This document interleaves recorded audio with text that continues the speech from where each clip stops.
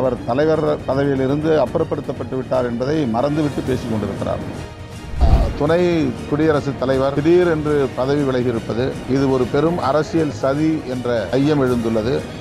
விடுதலை சிறுத்தைகள் கட்சி பாரதிய ஜனதா கட்சியைத்தான் கொள்கை பகையாக முன்னிறுத்துகிறதே தவிர அதிமுகவை முன்னிறுத்தவில்லை.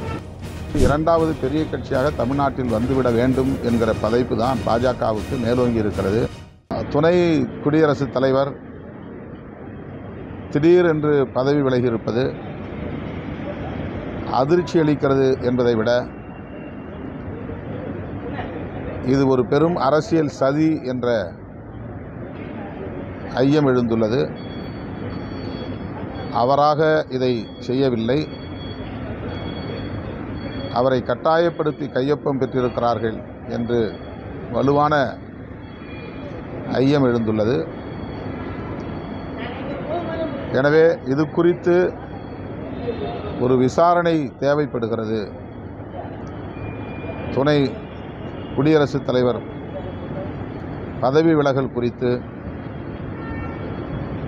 உச்சநீதிமன்ற நீதிபதி தலைமையில் விசாரிக்க வேண்டும் அல்லது அரசமைப்பு சட்டத்தின் வழிகாட்டுதலின்படி அதனை விசாரணைக்கு உட்படுத்த வேண்டும் என்று விடுதலை சிறுத்தைகள் கட்சி வலியுறுத்துகிறது.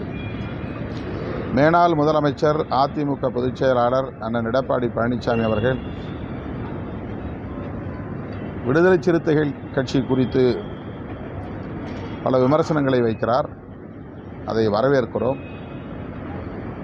ஆனால் பாரதிய ஜனதா கட்சியின் வழிகாட்டுதலின்படி அவர் இதுபோன்ற விமர்சனங்களை வைக்கிறாரோ என்ற ஐயம் எழுகிறது. ஏனென்றால் விடுதலை சிறுத்தைகள் கட்சி பாரதிய ஜனதா கட்சியைத்தான் கொள்கை பகையாக முன்னிறுத்துகிறதே தவிர அதிமுகவை அவ்வாறு முன்னிறுத்தவில்லை. பாஜகவால் பாதிக்கப்பட்ட கட்சிகள் கூட்டணி கட்சிகள் பல. பீகாரிலே ராம்விலாஸ் பாஸ்வான் தலைமையிலான கட்சி இரண்டாக உடைந்ததற்கு பாஜக தான் காரணம். மகாராஷ்டிராவிலே சிவசேனை இரண்டாக உடைந்ததற்கு பாஜக தான் காரணம். இப்படி பல உதாரணங்களை சான்றுகளை காட்ட முடியும். கூட்டணி கட்சிகளை பலவீனப்படுத்தி அவர்கள் முதுகிலே சவாரி செய்து அந்தந்த மாநிலங்களில் காலூன்றி வருகிறது பாஜக. அதே உத்தியை தமிழ்நாட்டிலும் பாஜக கையாளுகிறது, கடைபிடித்து வருகிறது. அதிமுகவை பயன்படுத்தி இங்கே வளர துடிக்கிறார்கள். அதிமுகவை பலவீனப்படுத்த துடிக்கிறார்கள். அவர்கள் திமுகவை ஆட்சி அதிகாரத்திலிருந்து வெளியேற்ற வேண்டும் என்பதை விட அதிமுகவை பலவீனப்படுத்தி இரண்டாவது பெரிய கட்சியாக தமிழ்நாட்டில் வந்துவிட வேண்டும் என்கிற பதைப்பு தான் பாஜகவுக்கு மேலோங்கி இருக்கிறது. இதைத்தான் விடுதலை சிறுத்தைகள் கட்சி சுட்டி காட்டுகிறோம். அதிமுகவின் மீது ஒரு தோழமை உணர்வு இருக்கிறது. அது பாழ்பட்டு விடக்கூடாது, சிதைந்து விடக்கூடாது என்கிற பொறுப்புணர்வோடு தான் இதை சுட்டி காட்டுகிறோமே தவிர அதிமுக மீதோ அல்லது எடப்பாடி பழனிசாமி அவர்கள் மீதோ எங்களுக்கு எந்த காழ்ப்பும் இல்லை. திமுக கூட்டணியில் நாங்கள் இருப்பதால் தான் பாஜகவையும் அதிமுகவையும் விமர்சிக்கிறோம் என்று பலர் கருதுகிறார்கள்.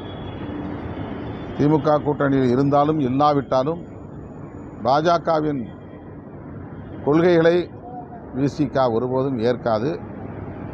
ஏற்கனவேயும் விமர்சித்திருக்கிறோம், தொடர்ந்து விமர்சிப்போம். அதிமுக குறித்து திருமாவளவன் கவலைப்பட வேண்டாம், கூட்டணியில் குழப்பத்தை ஏற்படுத்தாதீங்க, யாராலையும் அதிமுக பாஜக கூட்டணியை உடைக்க முடியாது அப்படின்னு சொல்லியிருக்காங்க. பாஜக அதிமுக கூட்டணியை உடைக்க வேண்டும் என்பது எங்களுடைய நோக்கமில்லை. அதிமுக ஒரு திராவிட இயக்கம், பெரியார் கொள்கைகளை பேசுகிற இயக்கம், எம்ஜிஆர் ஜெயலலிதா போன்ற தலைவர்களை முன்னிறுத்தி இயங்குகிற இயக்கம் என்பதால் சில கருத்துக்களை நட்புறவோடு தான் முன்வைக்கிறோம்.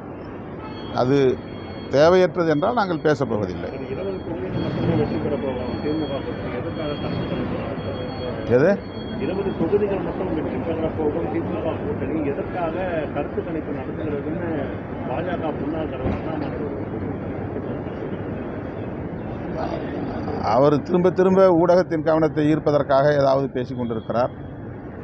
அவர் தலைவர் பதவியிலிருந்து அப்புறப்படுத்தப்பட்டு விட்டார் என்பதை மறந்துவிட்டு பேசிக் கொண்டிருக்கிறார். இதுபோன்ற செய்திகளை மேலும் தெரிந்து கொள்ள எங்களது யூடியூப், ஃபேஸ்புக் மற்றும் ட்விட்டர் ஆப்களை சப்ஸ்கிரைப் செய்யவும்.